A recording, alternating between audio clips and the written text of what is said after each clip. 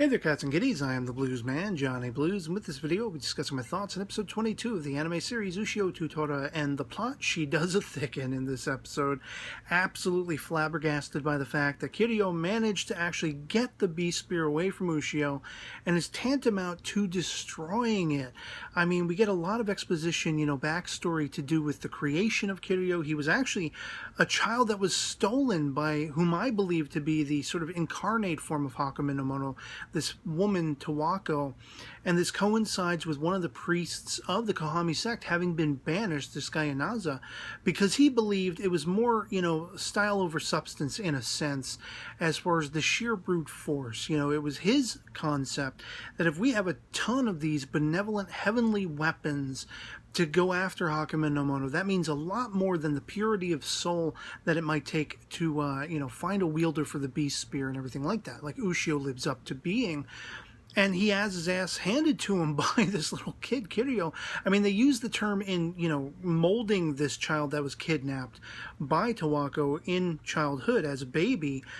They call him the materia, and I'm like, all the Final Fantasy VII alarms and whistles are going off. I'm like, don't let Yuffie find out, But, they're basically trying to create within this child the artificial equivalent, and even to a point surpassing what Ushio needs to be at this point to go up against Hakumen no Mono.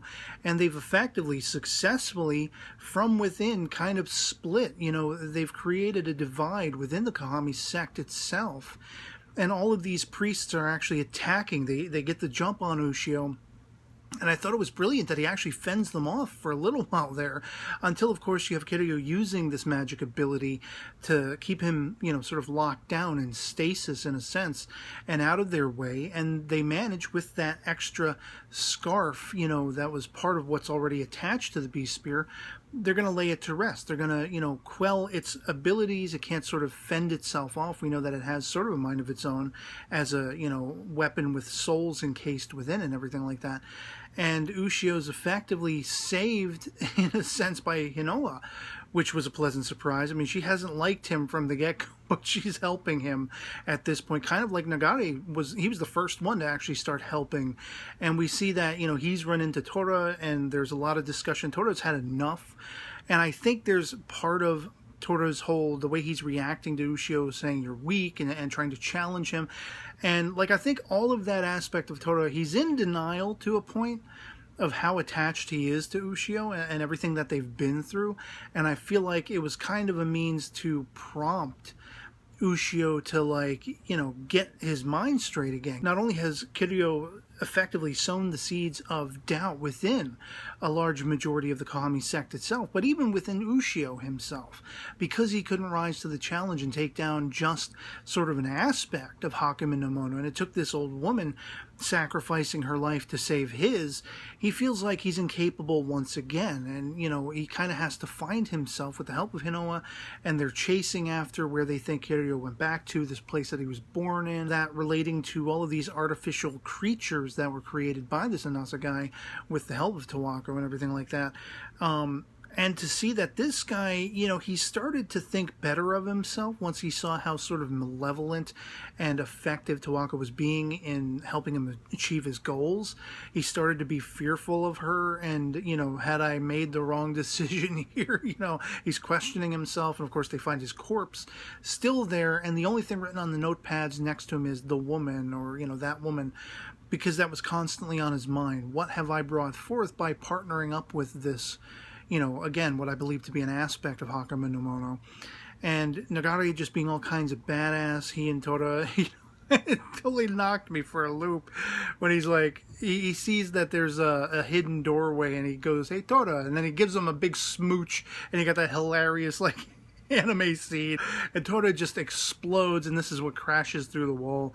I lost it at that. But this came after, basically Nagare showing, again, the just abilities he has, the prowess he has in taking down these artificial monsters and everything, and, Tora working with him. Tora is still on the side of good, even though he is in denial about it. He does have faith in Ushio, even though he is begrudging about it.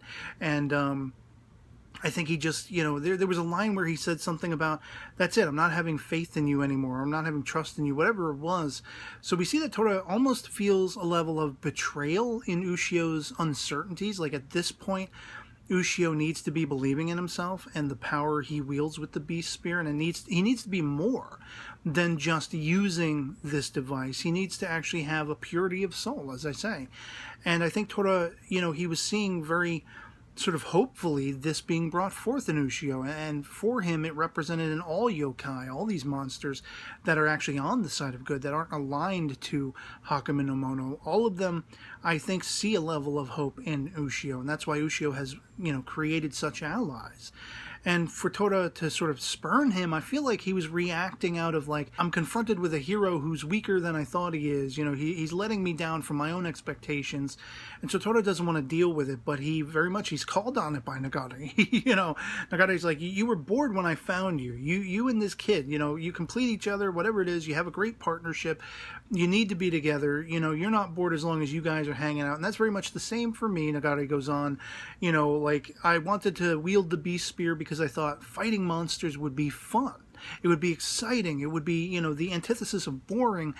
And that's exactly what meeting you guys brought forth for me. So I don't need that anymore, as long as I can kind of hang out and follow you guys. And Tora's, hearing all of this, and of course they're back together, even though he's still begrudging about Ushio, because Ushio at this point is still the weakling ham, that he is. He hasn't got Beast Spear back yet. He still hasn't found that certainty within himself yet. But he's got all these people trying to help him find it, from Nagare to Hinoa, like I said. The unlikeliest being Hinoa, but Tora as well. And they're chasing after Kiryu. I don't know if Kiryu's actually at this place that they're at or not, or if they're just chasing down sort of, dead-end clues that might lead them to wherever he is. But we see he's got his own sort of, portion of the Kahami sect ready and willing to destroy the Beast Spear. And it's kind of, it ends in a cliffhanger, because here he has the Beast Spear over this vat, as Tawako, I guess, put in the mind of Inasa in the past, this vat of like these molten metals and everything, and they're going to destroy it once and for all if they have their way.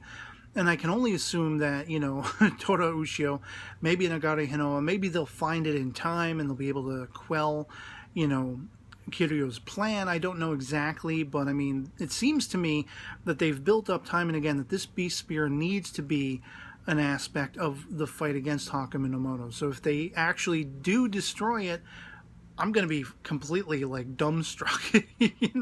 It's got me on the edge of my seat to see what in the hell is going to happen next if they actually successfully destroy this spear, if everyone gets there in the nick of time and, prevents that from happening, if they're going to give Kiryu a bitch slap, much deserved, this little malevolent Ash Ketchum looking mother trucker and everything like that.